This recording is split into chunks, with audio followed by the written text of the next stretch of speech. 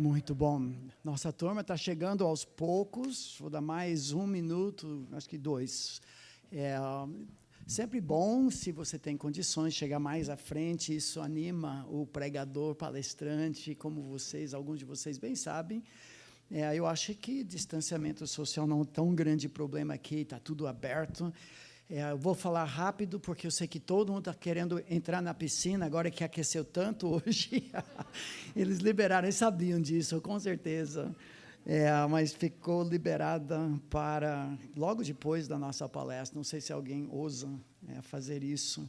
Eu e minha esposa, amanhã de manhã vamos perder o último dia, mas vamos para Porto Alegre, eu vi que a temperatura está bem mais fria lá. E eu terei o privilégio, na sexta, de ministrar essa mesma palestra para pastores do Sul, mas só que em 4 horas. Então, se você perceber que eu estou ficando ofegante, que eu estou tentando exprimir tudo isso em um pouco menos de tempo, não estou reclamando, eu sou muito grato pelo tempo que nós temos.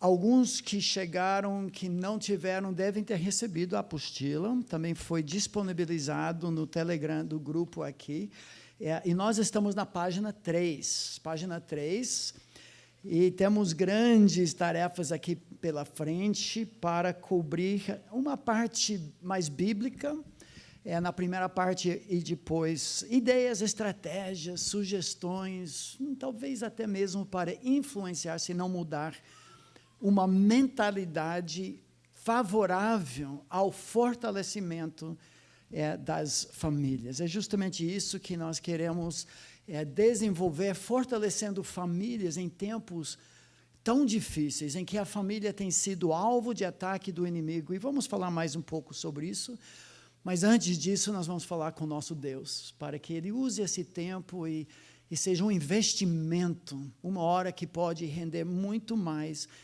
em prol das famílias, das nossas famílias também. Senhor, somos gratos a Ti pelo privilégio desses dias, do refrigério, da pregação da Tua palavra, da reflexão sobre essa área tão carente, mas que também o Senhor fala desde o primeiro capítulo até o último capítulo da Bíblia. Como o Senhor ama a família, criou a família como uma das principais ferramentas, junto com a tua família, a igreja, para alcançar os confins da terra, para levantar adoradores em espírito e em verdade, de todas as tribos, todos os povos, todas as raças e nações. E que nós façamos parte disso e que afiemos um pouco mais as nossas habilidades em ministério familiar, em aconselhamento bíblico e também na ministração para a nossa própria família. Nós oramos sempre pelos méritos de Jesus e não nossos. Amém. Muito bom. Fortalecendo famílias em tempos difíceis. Eu quero começar só relembrando uma cautela, um cuidado, um apelo por equilíbrio. O fato de que a família não é um fim, nós não somos familiólatras, como falamos ontem, mas como eu orei agora, um meio para se alcançar o fim de abençoar o mundo até aos confins da terra, pela vida de Cristo, resplandecente em e através de nós. Nosso alvo aqui, pegando aqueles objetivos na primeira página, mas eu quero dividir o tempo, eu vou tentar me disciplinar. 30 minutos para desenvolver o que nós temos a partir da página 3, os que chegaram agora, bases bíblicas para o ministério familiar, vender esse peixe, defender esse ponto de ataque estratégico pelo inimigo e também o que Deus fala já desde Gênesis capítulo 1, como a família é reflexo da sua própria glória. E na segunda parte, então, nós vamos desenvolver algumas estratégias, como começar um ministério, se é que vai fazer isso, ou fortalecer o que já existe, ou simplesmente ser um pouco mais sensível aos ciclos de vida familiar, na pregação, no ministério e principalmente aqui no aconselhamento. Estratégias, ideias, recursos. eu não vou pedir desculpas, por um lado, porque parte do nosso propósito de vida tem sido gerar recursos para a igreja brasileira que são bíblicos e também práticos dentro do nosso contexto. E como norte-americano, eu reconheço, 2/3 do material que nós temos vem de lá, mas falando de Jack, Harry, Smith e tudo isso, e não fala da realidade do Brasil. E nós tentamos fazer isso. Eu vou falar um pouco sobre o que nós produzimos.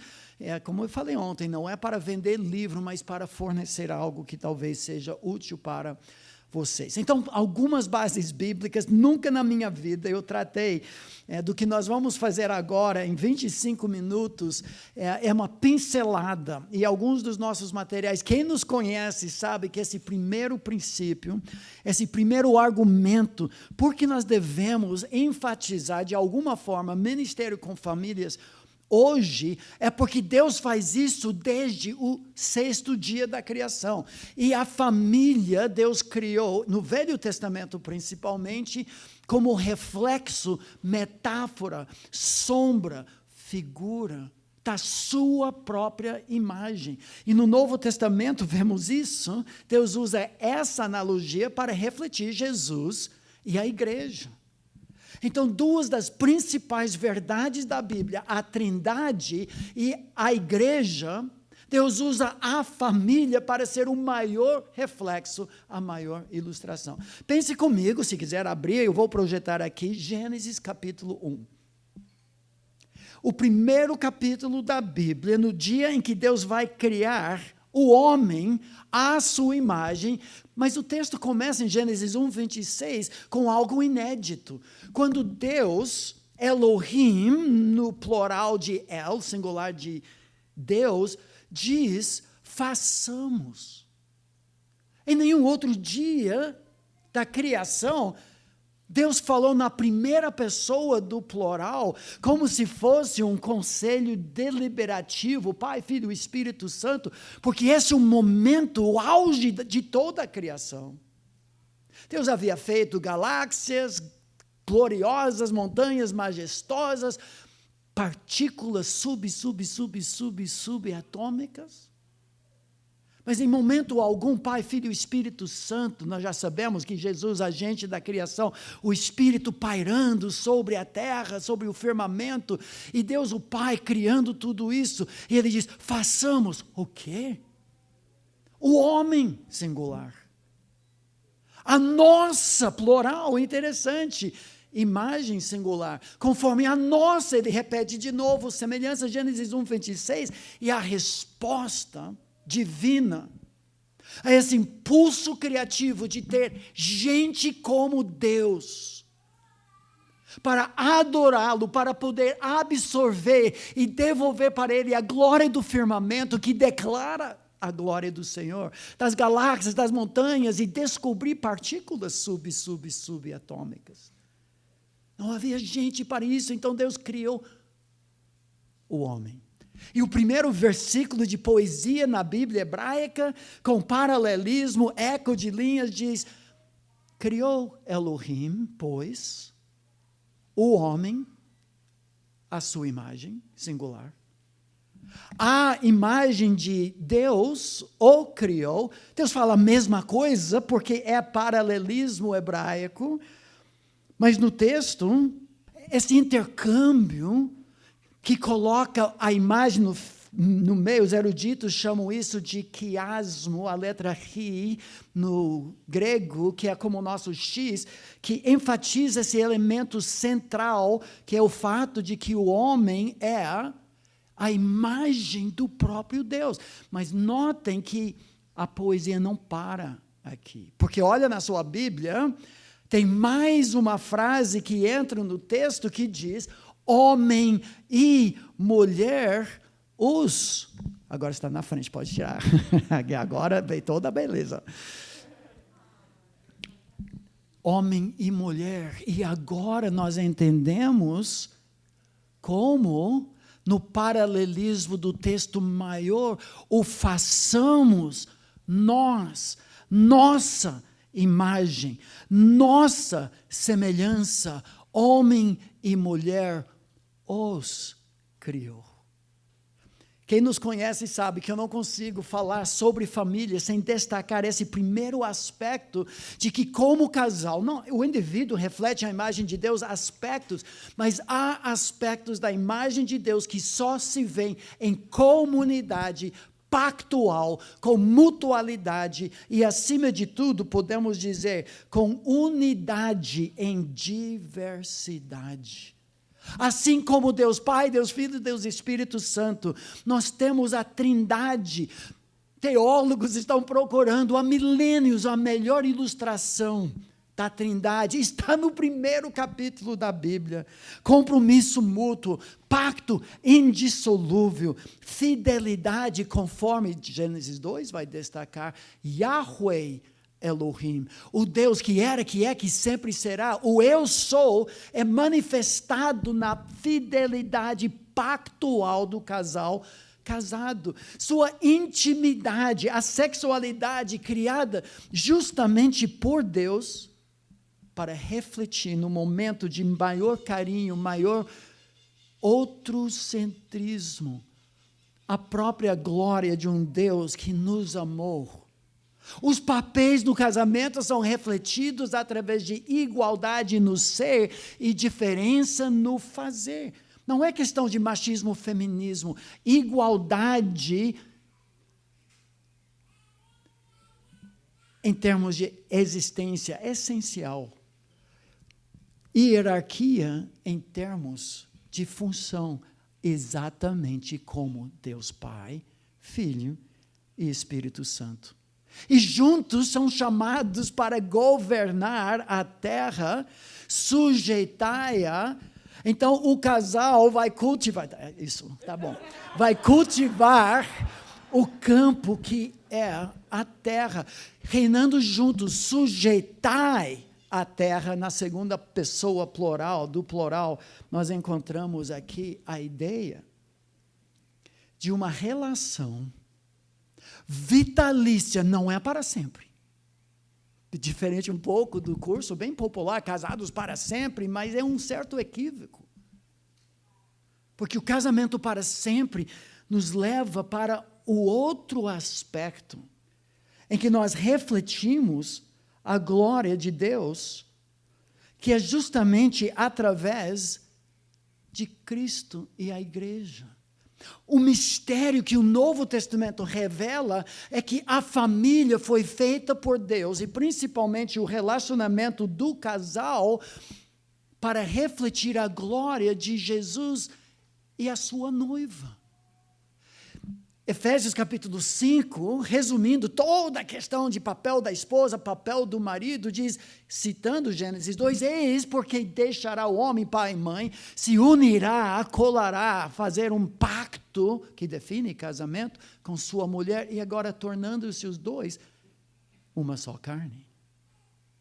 2 em 1, refletindo 3 em 1. Mas agora Paulo diz, grande é este mistério. Mistério nas Escrituras representa um segredo que ninguém imaginava e agora revelado. E o mistério é o fato de que o nosso casamento é um cartão de visita, um espelho para as pessoas verem a glória do relacionamento entre Jesus e a igreja.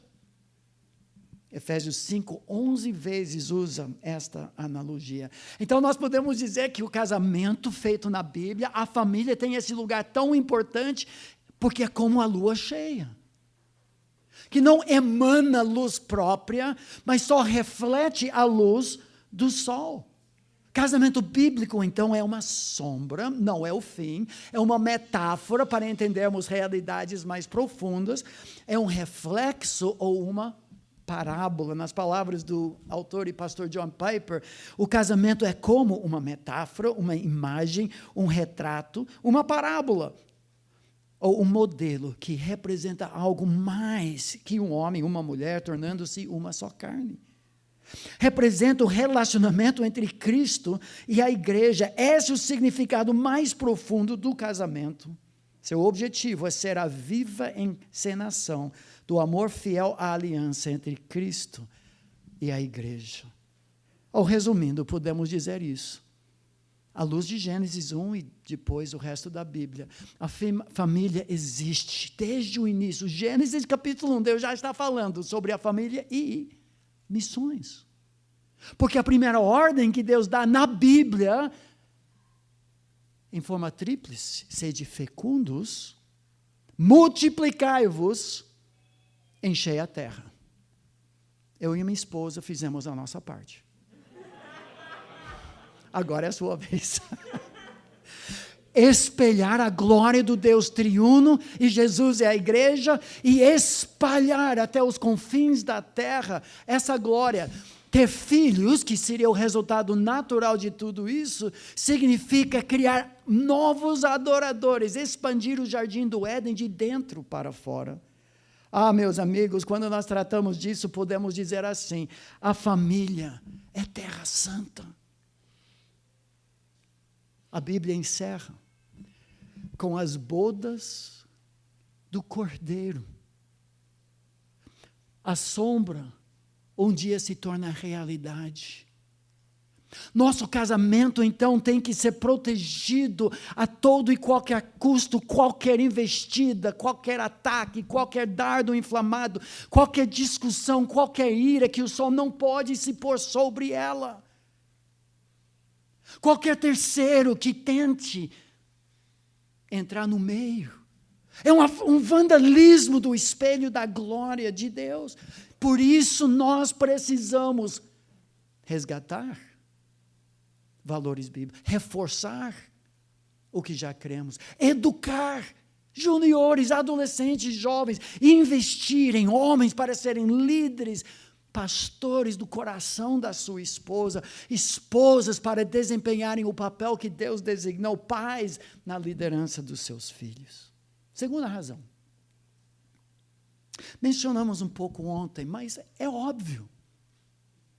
Satanás vê tudo isso desde o início, ele odeia o reflexo da glória de Deus. E quando ele vê o casal lá no jardim, a primeira coisa que ele faz é subverter os papéis e a ordem, o reflexo da glória, isolar a mulher do seu marido, enfrentar a mulher que não tinha recebido as instruções de Deus de primeira mão, passou para o homem, ele tinha que ensinar, tem alguma falha no processo. Por 3 vezes ela erra, ela toma a frente, que não era o papel dela. Adão, omisso, passivo, numa boa. E tudo começa a desabar. O inimigo ataca, e nós vemos isso desde Gênesis, capítulo 3. E os resultados de imediato são sentidos e vistos aonde? Na família.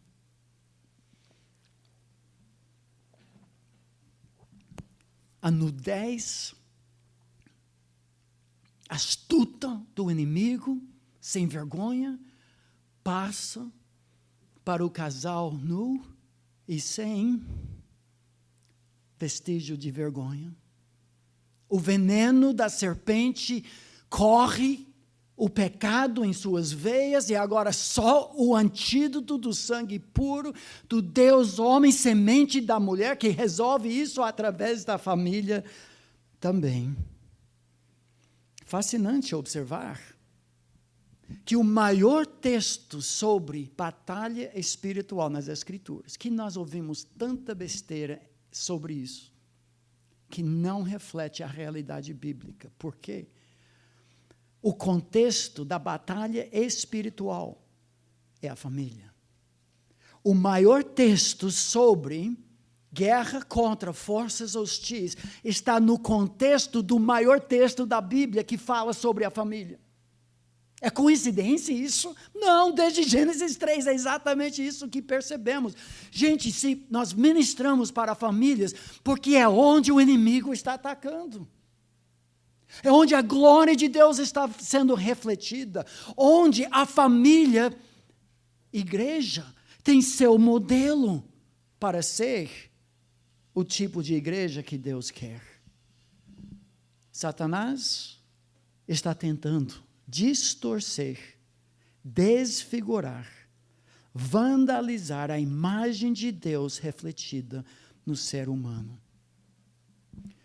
A família foi feita em Gênesis 1 até Apocalipse 22 como a principal metáfora da Trindade e do amor de Jesus para com a igreja. Temos que fortalecer famílias, não como um fim, mas pensando no fim da glória de Deus. O inimigo está atacando, porque o inimigo visa os pontos mais estratégicos para seus fins. Nós precisamos reforçar a guerra, porque Efésios 6:12 nos lembra, depois de falar sobre a família, gente, a nossa guerra não é contra sangue e carne, não é contra a sogra, não é contra a nora, não é contra aquele filho que te causa tanta angústia, não é contra seu cônjuge.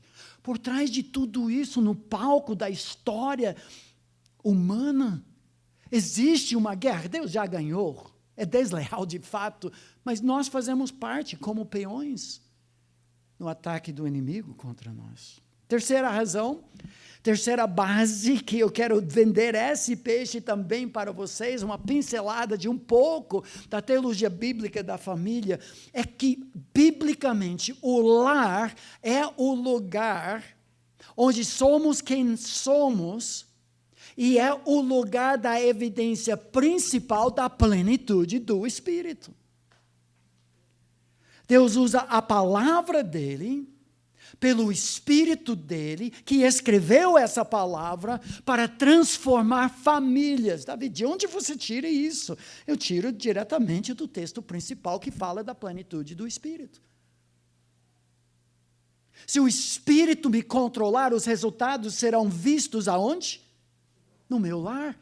Chega de show gospel, de aparências, de graça e paz, e sorriso pintado no rosto, com bibliona debaixo do braço, para cumprimentar os irmãos e aparentar algo que não acontece em casa. Como diz aquele filho de pastor, mamãe, nós podemos mudar para a igreja, porque na igreja papai é muito legal.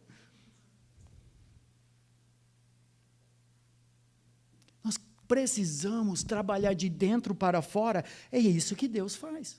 Em Efésios 5:18, nós lemos a ordem que conhecemos bem, não vos embriagueis com vinho no qual há descontrole, o contraste é o Espírito nos controla, enchei-vos tempo presente continuamente.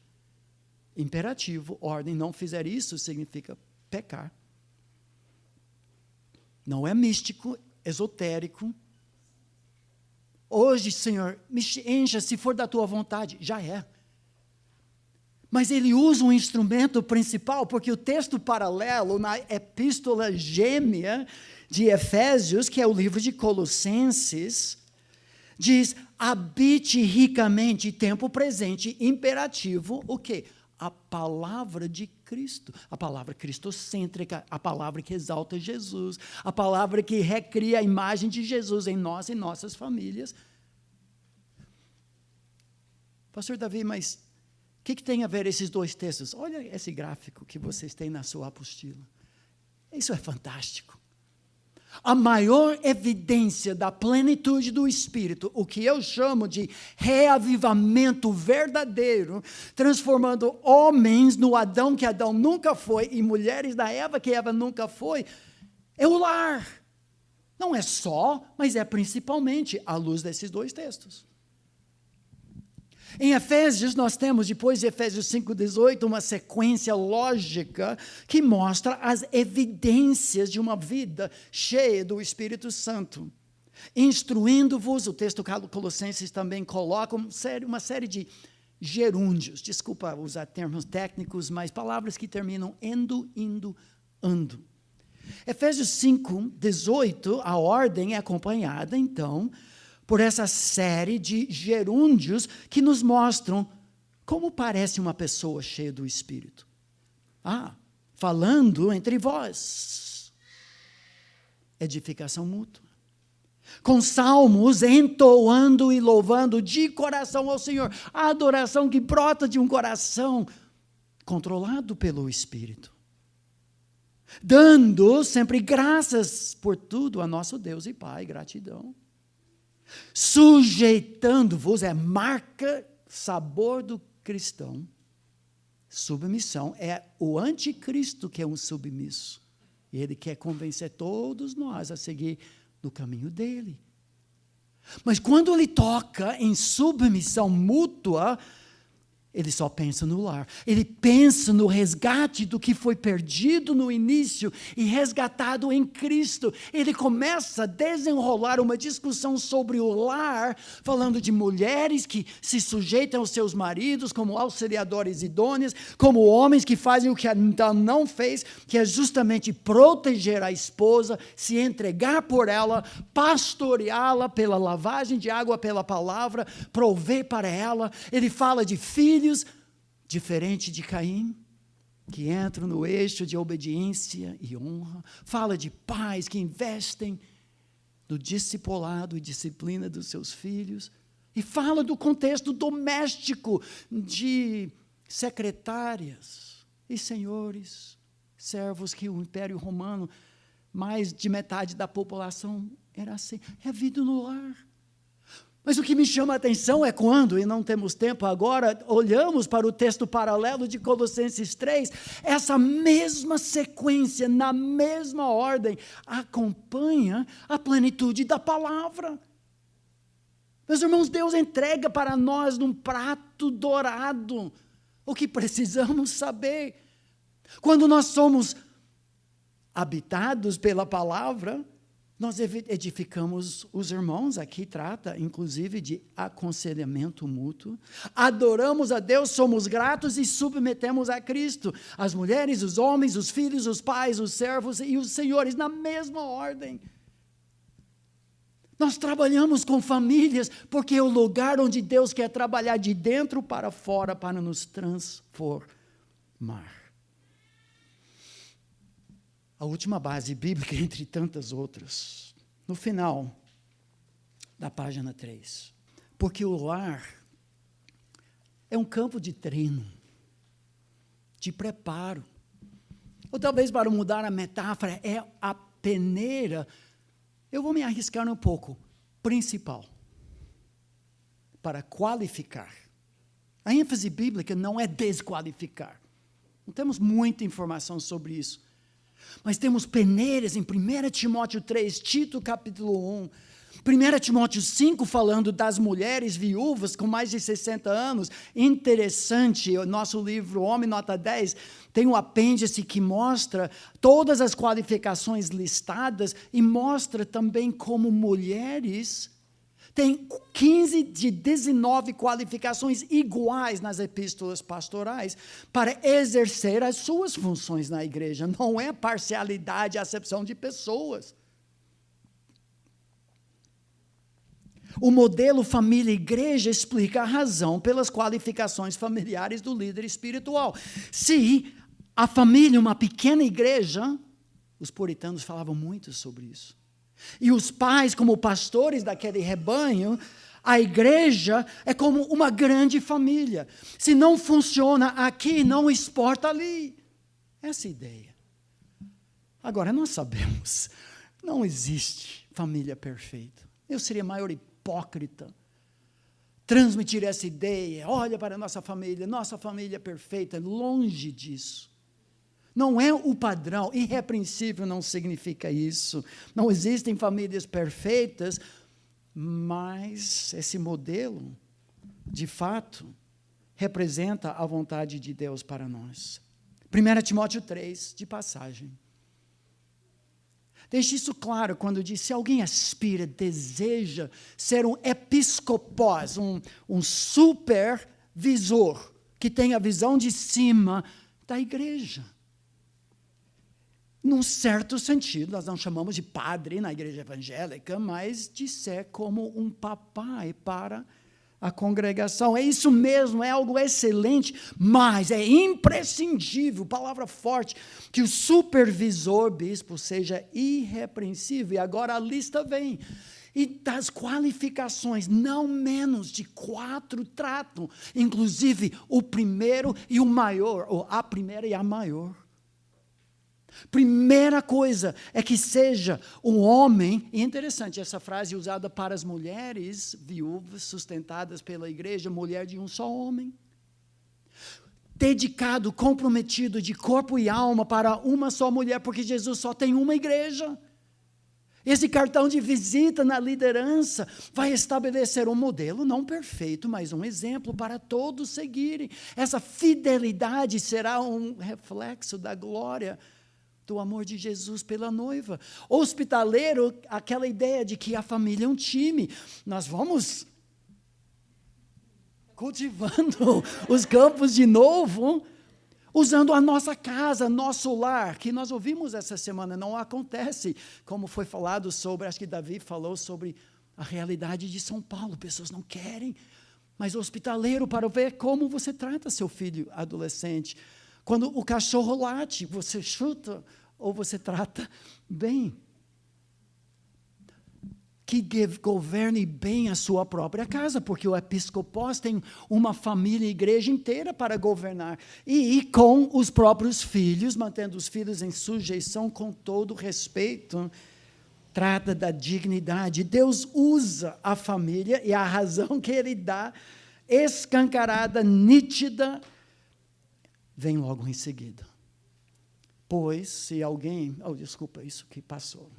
Tem que aprender isso aqui do meu amigo Fernando. Estou aprendendo, Fernando. Pois, é lógico. Se alguém não sabe governar, presidir, liderar a própria casa, como cuidará da igreja de Deus? Argumento de menor a maior. Lógico, um argumento rabínico da época. Gente, por favor, calma agora. Já levanta-se muita pergunta aqui. O texto está tratando de filhos de 2, 3 anos, porque Tito diz que não sejam acusados de dissolução. Todo pai, toda mãe, que tem criança de 2 anos, já é desqualificado para o ministério para todo sempre. É difícil. Então, não é isso. Não sou eu que determina se alguém é qualificado, é a igreja local implícito. Nós não temos representantes apostólicos mais. Então, antes de pensar, eu não sou qualificado, vou abandonar o meu ministério, calma, você precisa de multidão de conselheiros, o aval da igreja e reconhecimento. E a pergunta-chave é, nós gostaríamos que a nossa família, a nossa igreja, fosse como a família dos nossos líderes?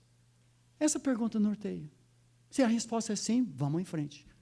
Se a resposta é não, porque a ideia é do modelo. 4 bases bíblicas que levam a essa conclusão. Uma excelente obra que Paulo destaca exige excelência nos obreiros com excelentes, não perfeitas, mas excelentes famílias.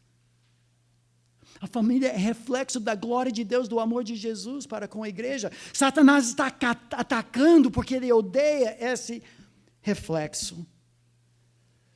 A qualificação de liderança é baseada nisso. É o lar, é o lugar onde o Espírito Santo trabalha de dentro para fora. Agora nós temos condições com essas bases para tratar de ideias. E só agora. E um milagre aconteceu. 30 minutos eu fiz em cima. Eu sei que eu falei muito rápido, mas você pode. O bom é que quem escuta isso depois não tem que colocar naquela velocidade 2,5, que eu já fiz isso para você, tá bom? Vamos sugerir. E eu peço desculpas, mas rapidamente de novo, baseado na página 4, algumas estratégias, passos práticos que podemos seguir para desenvolver esse tipo de ministério, não necessariamente criando um novo ministério, não é isso, não necessariamente mais um programa, mais uma atividade, mas sendo sensíveis a possíveis frentes, talvez alguma coisa que poderíamos fazer para investir em um casal de namorados, um aconselhamento pré-nupcial, ou talvez até mesmo começar um ministério. Eu vou listar aqui, em termos de filosofia e estratégias, algumas sugestões. Eu quero muito vender essa primeira ideia, que é a nossa paixão, nosso ministério, palavra e família. Esse ministério, como todos os outros, tem que ser baseado na exposição bíblica, não no achômetro meu. e uma interpretação correta de textos bíblicos dentro do seu contexto.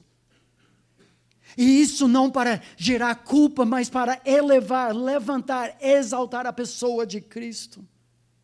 E como Deus fala, como mostramos ontem, nossa pesquisa, nosso trabalho, não precisamos inventar a roda.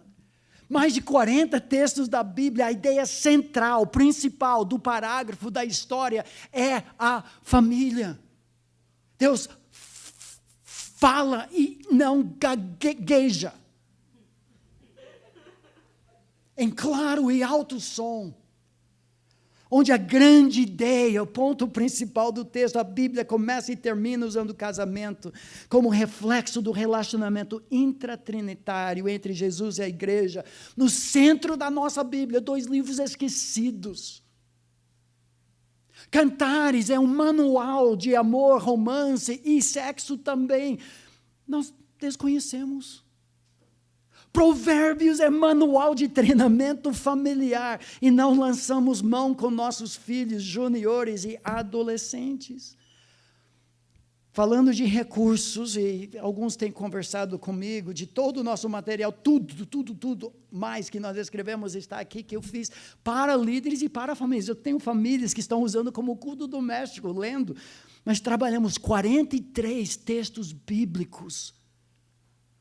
É 10 anos de pregação no mês da família em nossas igrejas. Nós precisamos ministrar a palavra de Deus em nossos encontros de casais, treinamentos de aconselhamento e tudo mais. 2. É um ministério de prevenção e recuperação, intervenção. Todos nós aqui, crentes em Cristo Jesus, temos pelo menos um dom espiritual, e os dons tendem a se classificar, especialmente na área de ministério com famílias, em ministérios de prevenção, de erguer paredes. Essa nossa paixão como casal, vindo em grande parte da minha família disfuncional na adolescência, o sofrimento. Nós queremos ajudar outros a não caírem precipício abaixo. E outras, especialmente uma conferência como essa, reúne muita gente com dom de misericórdia. Pessoas que querem socorrer outras pessoas, são ministérios de intervenção e recuperação, dirigindo a ambulância lá embaixo, onde as vidas já foram arrebentadas. Graças a Deus que temos esses 2 ministérios, de consolação e confrontação, 1 Tessalonicenses 5 e Colossenses 1. Esse charge que ilustra a ideia de como pessoas, infelizmente, estão ignorando as cercas. Eu odeio estar preso pela cerca, eu vou pular as leis de Deus. Espere, não é uma cerca, é um muro de proteção.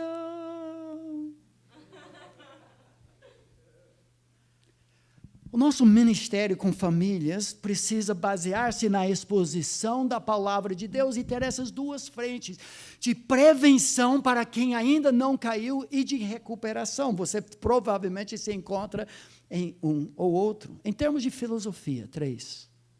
É um ministério de evangelização e também de edificação. Por exemplo, o ministério de grupos pequenos pode ser restrito para membros da igreja. Como pode também ter grupos que são como uma porta para pessoas que não entrariam numa igreja evangélica de jeito nenhum, mas vai entrar no seu apartamento. Nós podemos trabalhar com pessoas, 1 Pedro 3, que querem saber como vocês têm esperança, qual é a resposta, se sua mãe pegou um câncer e vocês continuam alegres, o seu filho passou por aquela cirurgia de apendicite e parecia que vocês foram super tranquilos.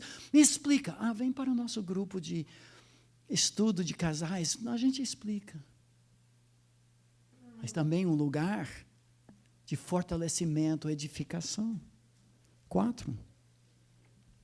É um ministério que deve unir, que une, mas não fragmenta famílias. Nós vamos voltar nas ideias práticas de falar como nós podemos fazer isso.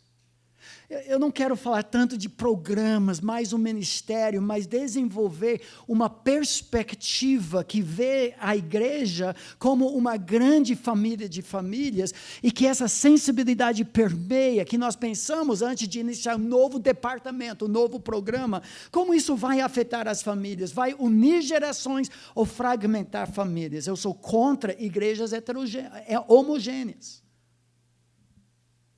Porque a família é heterogênea. Perdemos um pouco disso com nossas famílias tão distantes, mas a ideia da família estendida, como um privilégio para nós termos 10 dos nossos netos que moram aqui perto. Infelizmente, os genros também estão perto, né, Ben? Meu genro está aqui. Não, é uma alegria.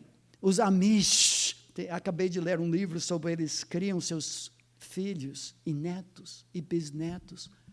A família toda está envolvida. A minha esposa tem dia da vovó na quinta-feira à tarde. Nós investimos na vida dos netos. Na terça-feira de manhã, ela liga por FaceTime para a Inglaterra, para os Estados Unidos, para investir na vida dos netos. Isso precisamos fazer na igreja. Através de atividades multigeracionais. Agora já vem algumas ideias. Noite de filmes, pai e filho, de gincana ou de esportes, piqueniques de famílias, noite de talentos das famílias, jovens, crianças servindo a terceira idade. Nós podemos, em vez de sempre fragmentar, compartimentalizar, nós podemos promover mais atividades em que nós vivemos como famílias. 5. Em termos de filosofia, eu creio que nós precisamos reconhecer a realidade de ciclos de vida familiar. Eu acho que ontem eu brinquei, pelo menos com alguns, que foi só quando eu me tornei avô que eu comecei a ver avós em todas as escrituras. Comecei a pregar, aplicando para avós, porque era a minha realidade de vida. Quando tinha 2 crianças pequenas em casa, e depois 6, não foi de 2 para 6, houve 3, 4, 5, 6 até então, mas eu falava sobre a mãe com crianças pequenas, como o pai chegando do serviço e tentando fazer malabarismo. Eu não falei nada sobre avós. Se só isso na sua classe de escola dominical, se numa pregação, se num grupo de casais você reconheça a realidade de pessoas, namorados, recém-casados, crianças pequenas, filhos adolescentes, o ninho vazio, netos. Dennis Rainey, em seu livro sobre ministério com famílias, trata muito disso. E esse ministério abrangente, seguindo um versículo tão importante, Efésios 4, trata justamente da ideia de equipamento. Isso que nós estamos mais defendendo aqui. No final da página 4, aqui entra realmente alguns dos ministérios específicos que queremos sugerir, justamente para uma capacitação abrangente, em que nós vamos treinar outros a fazerem o trabalho do ministério, conforme Efésios 4, em seus próprios lares. Algumas ideias. Ninguém pode fazer tudo isso, certamente não sozinho, mas quem sabe Deus acende um fogo para um desses ministérios. A capacitação de jovens casais antes e depois do matrimônio, mencionei ontem, seria a minha primeira estratégia de ataque. Eu vou começar com aqueles que ainda não caíram no precipício. Essa vantagem de ser plantador de igreja. Todos os erros depois de 10 anos são sua causa, mas não herdam nada de mais ninguém. Nossos livros, o primeiro de 15 lições para transformar seu casamento, temos usado no aconselhamento pré-nupcial com casais. Recomendamos pelo menos 8 encontros. Temos os livros sobre namoro, noivado também. 2 outros livros que eu recomendo muito, entre muitos, são muitos livros hoje, pela graça de Deus, bons. Casamento Sagrado, do autor Gary Thomas, e Quando Pecadores Dizem Sim, do autor Dave Harvey. Investir, capacitar. A maioria dos nossos seminaristas, quando fizemos um levantamento, não tiveram sequer um encontro de aconselhamento pré-nupcial. Isso foi alguns anos atrás, espero que hoje seja diferente. Os futuros pastores das nossas igrejas não receberam isso, então nós vamos ter que construir do zero. Outro grupo para capacitação são dos próprios casais. Desculpa, vou passar mais um pouco. Através de grupos pequenos, mentoreamento ou classes da escola bíblica.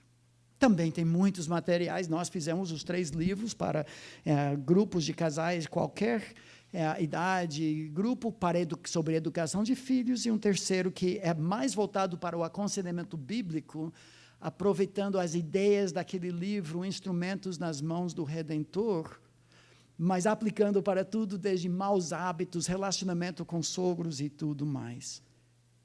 Essa seria outra frente, muito cedo, se eu fosse começar um ministério com casais, de reunir grupos pequenos ou classe de escola bíblica para dar treinamento.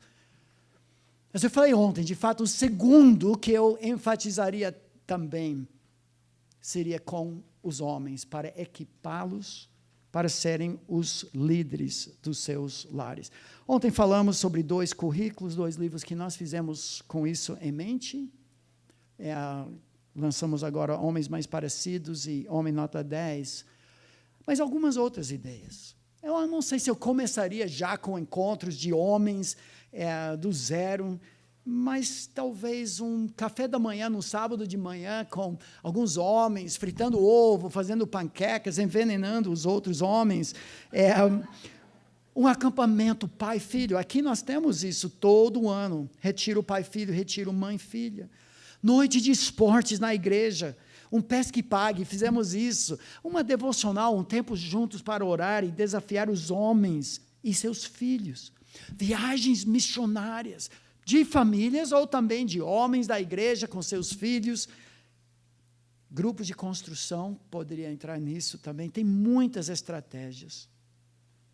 Ontem falamos do ministério extremamente bíblico, porque o que eu saiba, é o único ministério que já tem o currículo esboçado nas Escrituras, o ministério Tito II, capacitando mulheres como mentores de outras mulheres. Interessante, eu não falei ontem, embora Tito não tinha um ministério direto de aconselhamento, instrução prolongado com as moças, ele tinha isso com as senhoras. Nós temos que exortar os titos, os pastores, a investirem nas mais velhas, para elas saberem o que fazer e como fazer. E se ele não sabe, então deixa a esposa dele ajudar também. Um livro que a nossa igreja tem usado muito e que altamente recomendamos é o Design Divino 1 e 2. Um currículo absolutamente fantástico. Eu cito várias vezes no meu comentário. Custou muito para eu citar uma mulher no meu livro, mas eu fiz. Eu estou brincando. Que fala exatamente o que eu ensino em Gênesis sobre família, casal como espelho da imagem de Deus. Absolutamente fantástico. Mas outras coisas, encontros de debutantes, preparando-as para o próximo passo de apresentação social, mas espiritual. Nossa igreja tem um projeto ANA, em que as mais velhas estão ensinando princípios para jovens mensalmente, Ministério de Déboras. Temos a escola de artes na igreja, classes de escola bíblica dominical, treinando as mulheres à luz de Tito II, Sociedade Feminina Missionária, podemos ter séries especiais e tudo isso. Capacitação de pais como pastores das suas próprias famílias. Claro que em vários casos isso não vai acontecer, mas vamos treinar os pais para serem as influências novamente principais em suas famílias. Vocês pais, diz Efésios 6, não provoquem, não estimulem seus filhos ao pecado, à ira, mas criem-nos, termo de muita ternura, na disciplina, na admoestação do Senhor. A nossa igreja, quando eu era pastor de adolescentes e depois nós começamos um ministério chamado Projeto Jorge. Vocês sabem quanto a gente gosta de dar nomes para projetos, mas usando a ideia de Jó como intercessor, talvez paralelo com o projeto Débora, podemos assim dizer, mas Jó intercedia, investia na vida dos seus filhos. Vocês, talvez alguns não tiveram aqui quando falamos sobre isso ontem, O nosso canal de YouTube, os primeiros 110 programas foram feitos justamente para trabalhar, para trabalhar essas áreas e ajudar a treinar pais, mas isso pode ser feito na igreja e você pode lançar mão também para ajudar. 2 livros fundamentais para a educação de crianças até 12 anos e depois adolescentes, escritos pelos irmãos Tripp.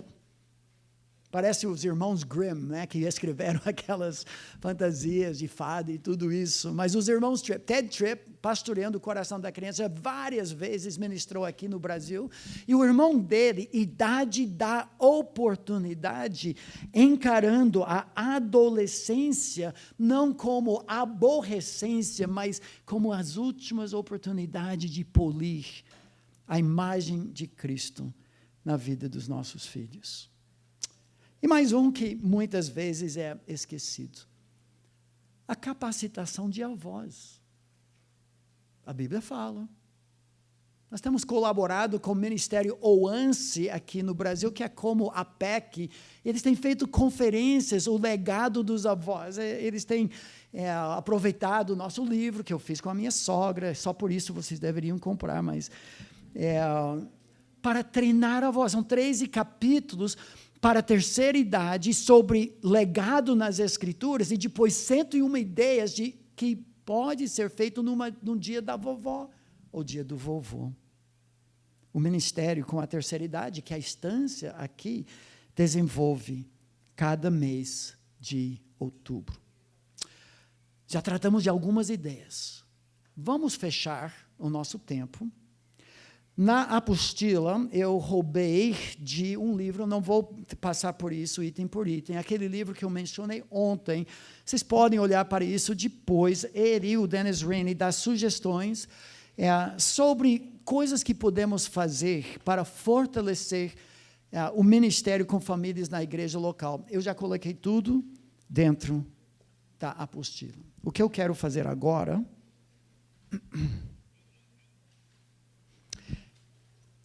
falar um pouco sobre passos práticos que eu segui e seguiria para implementar um desses ministérios e ideias. Para alguns que têm essa possibilidade, talvez a aplicação de tudo que temos falado aqui é uma sensibilidade maior à realidade de ciclos de vida, no aconselhamento, edificação, equipamento. Não mostrar somente o que fazer, mas mostrar como, pode ser só isso. Mas para outros, talvez Deus esteja acendendo um fogo, uma paixão. Não, nós temos que fazer algo em prol das famílias. Não abrace o mundo, por favor. Mas pense em um projeto. Na área da sua paixão. Equipar paz. Fazer algo para os homens. Começando devagar. Algum ministério Tito 2. Um casal do seu conhecimento que você como casal, vocês não são perfeitos, mas tem algo a oferecer depois de 15, 20, 30 anos de casados e poderia. Vocês não querem comer uma pizza conosco? Queremos estudar algumas coisas com vocês antes do seu grande dia. Você que foi chamado como padrinho. Vamos terminar com essas ideias. 1. Página 5. Expor a necessidade do ministério que você tem no seu coração diante da liderança da igreja. Não é simplesmente chegar lá, pastor, eu aprendi um monte de coisa para a família, agora eu vou iniciar um ministério com famílias da igreja. Calma. Ele é o episcopos, a liderança da igreja. Talvez você não tenha ainda as qualificações. Talvez eles tenham uma outra visão. Ore juntos, aborde e procure autorização. 2. Não tenta fazer tudo sozinho, a não ser que seja algo bem particular com outro casal. Recrutar líderes, auxiliadores, debaixo da orientação. Então, às vezes, nós na liderança sabemos coisas de famílias, casais, que seria muito constrangedor você abordar. Vocês não querem se juntar conosco para dirigir um grupo pequeno, para outra posição de projeção? E o pastor Sá estão passando por momentos difíceis. Eles precisam de intervenção agora. 3. Pesquise.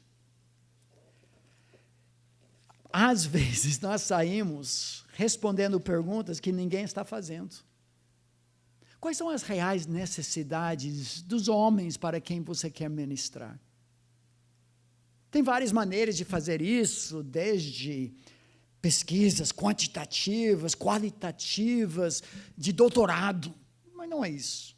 Uma pesquisa simples, algumas perguntas: quais são as maiores necessidades, áreas de dificuldade, tudo no anonimato, talvez numa classe de escola bíblica, pesquisa para as mulheres, pesquisa para os homens, conversas informais para saber o que nós devemos tratar. Mas não deixe que as necessidades sentidas só direcionem todo o ministério. A palavra de Deus e os textos que falam sobre a família vão atender essas necessidades. Mas é bom pesquisar. 4. Comece devagar. Comece devagar. Alguns de nós queremos abraçar o mundo e montar multiministérios, estruturar um ministério grande. Nós vamos fazer tudo isso. Nós vamos ter 19 grupos pequenos de uma pessoa na igreja. Desculpa. Sabe como é? Eu sou assim, mas não é a melhor maneira. Talvez você queira iniciar, testar as águas com um evento, quando pastoreamos os adolescentes, o início de todo o ano, nós juntamos todos os pais, para eles saberem o que nós queríamos fazer, recrutá-los, numa noite da batata inglesa. Era muito barato, cada família trazia algum ingrediente, presunto, requeijão, manteiga, bacon, e nós comprávamos um monte de batata grande na feira. A minha esposa assava o dia todo. Era muito simples, custava pouco, e todo mundo saía farto. Esse evento, então, foi pontapé. Podemos fazer isso com churrasco com homens, um chá chique das mulheres, algo que vai testar as águas. E chá chique? Isso. Talvez, para um ministério com casais na igreja, eventos semestrais, um evento para explicar o que vocês querem fazer, mas um piquenique de famílias no primeiro semestre, um churrasco no segundo, uma noite romântica em junho e um encontro de piquenique no segundo, já falei isso. Em ordem, talvez próximo passo, uma classe de escola bíblica dominical. Estudar sobre um aspecto da vida familiar. Depois disso, talvez iniciar um ministério com grupos pequenos. Tem muita literatura, mas não é uma coisa fácil, também não é bicho de 7 cabeças. Em cada passo que você vai testando as águas e recrutando liderança, se submetendo à liderança da igreja, vai crescendo, contagiando as pessoas, avaliando e reformulando. Isso vai ser feito dessa conferência.